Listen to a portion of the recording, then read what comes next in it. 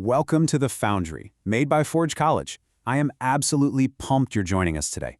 Because this explainer, it's the grand finale we've been building towards. We are finally assembling our high-tech ERC-721 smart contract machine. Think of this like that moment in the workshop where you take all those beautiful modular components you've built, lay them out on the workbench, and just bolt them together into one flawless, ticking mechanism.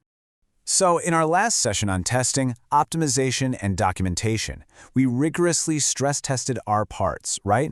We checked our gas metrics, we wrote up the manuals, we made sure every single gear and wire functioned flawlessly on its own. But a pile of working parts isn't a car. So the real question is, how do we take all those beautifully manufactured, scattered pieces of code and actually snap them together on the factory floor to create a true Web3 masterpiece? Well, here's our exact master schematic for today.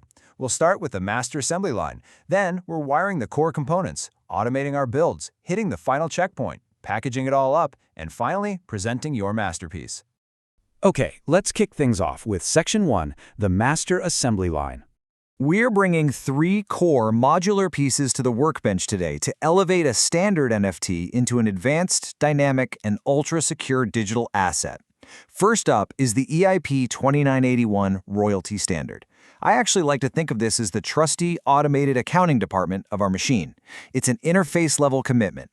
It explicitly dictates exactly who gets paid and what that royalty amount is based on a specific sale price. No human intervention needed here, just pure, deterministic math running in the background. Next up, we have dynamic metadata. Now, if the royalty standard is the accounting department, dynamic metadata is the flexible paint job. It's the customizable exterior shell of our machine. This is the module that allows the NFT to actually evolve over time. And the lifecycle here is fascinating. We can securely trigger these updates entirely on-chain through protected functions, or we can use signed off-chain blobs that an on-chain resolver then verifies. Pretty cool, right? And our third core component, decentralized identity. Consider this the strict biometric security checkpoint of your smart contract. This identity hook literally gates critical actions. You want to mutate the metadata, or maybe perform a privileged mint? Well, you've got to pass the scanner first. You have to prove you have the verified credentials and attestations required to make that move. Moving right along to Section 2, wiring the core components. So now we literally start wiring these powerful components together on the workbench into one cohesive smart contract. This is where we find out if things actually work or if we just, blow a digital fuse. First, we merge the interfaces. We take abstract contracts like our iRoyalty interface and import them cleanly so we avoid any nasty circular dependencies. Second, we finalize the metadata paths. Are you doing on-chain mutation? Then we wire up the access control. Using off-chain signed updates, this is where we plug in the signature verification and replay protection, things like nonces. And finally, we wire those identity hooks, registering references like mapping a specific token ID to a decentralized identifier.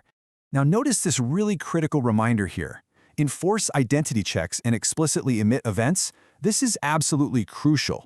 Your identity integrations cannot just be some silent pass or fail in the background. They have to be explicit and they must emit logs. Why? Because when those notoriously strict auditors are reviewing your demo, they need to actually observe the security gating happening in real time. They need to see the undeniable proof written right there on the blockchain. All right, let's jump to Section 3, automating your build.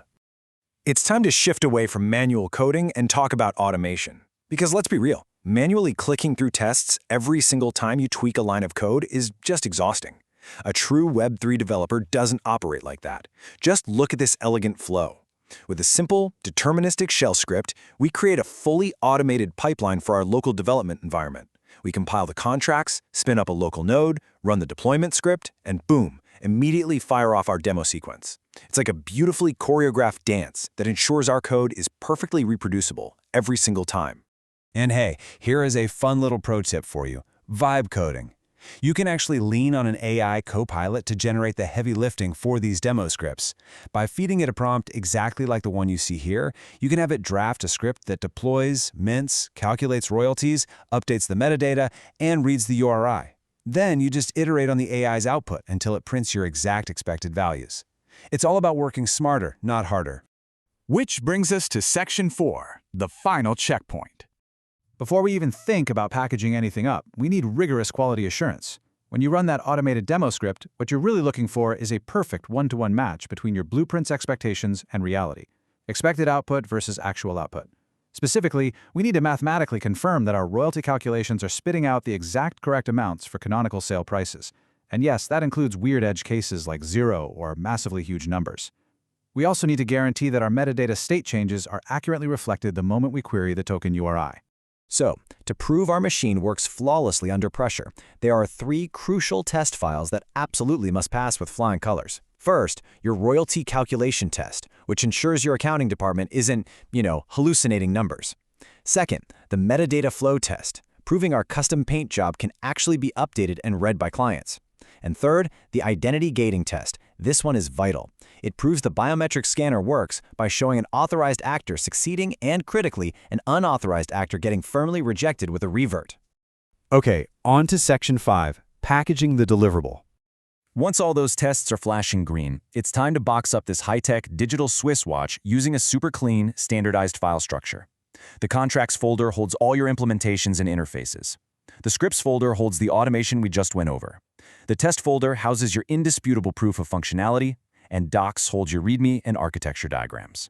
Let me tell you, this tidy, predictable repository organization is exactly what advanced engineering reviewers and auditors expect to see. It just screams professionalism. And finally, Section 6, presenting your masterpiece. Building the code is really only half the battle. Communicating what you've built to the wider learning community is the other half. Sharing these wins in developer programs, like the ones we run at Forge College, is a huge part of the journey. Because ultimately, your final artifact isn't just a pile of raw Solidity code. It's a fully reproducible developer workflow. If you hand this repository to another developer, they should be able to run a deterministic build, view crystal-clear test evidence, execute an automated demo script, and read precise documentation to understand your architectural decisions. That entire package, that is the true deliverable. So, before you go popping the digital champagne, do not forget this absolutely crucial housekeeping step. Tag your final branch and update the changelog.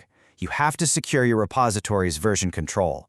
It acts as a clear, historical snapshot of your completed masterpiece, showing reviewers exactly what integration changes were made for this final release. You have built an incredible, dynamic ERC-721 asset. But let me leave you with a bit of a provocative thought as we wrap up. Your single-token architecture here is flawless, but how on earth will it survive the multi-token chaos of ERC-1155? Where you made per-token assumptions here, things are about to get a whole lot more complex.